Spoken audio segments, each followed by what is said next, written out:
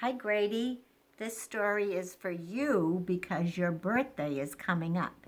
And it's called Curious George and the Birthday Surprise.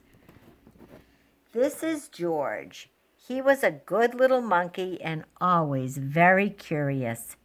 Today is a special day, the man with the yellow hat told George at breakfast.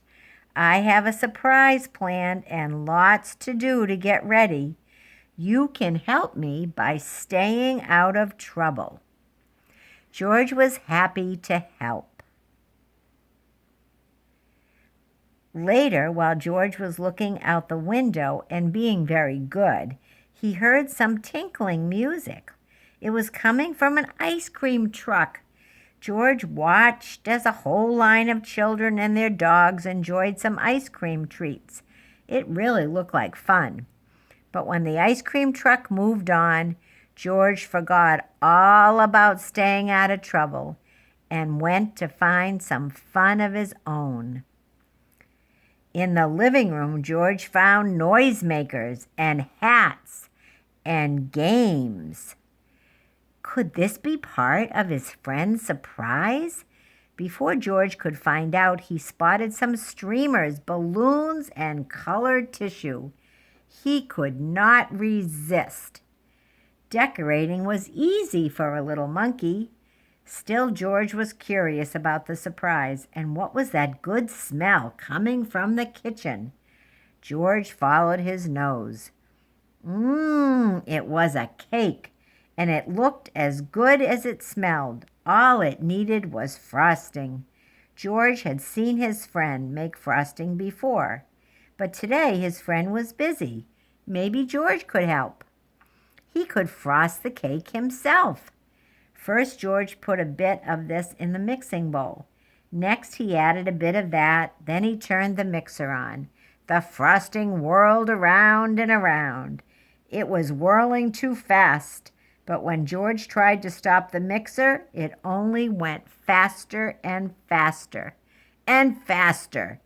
George lifted the beaters out of the bowl. Frosting flew everywhere. Poor George, he did not mean to make such a mess. He had only wanted to help. Now, how could he clean up the sticky kitchen?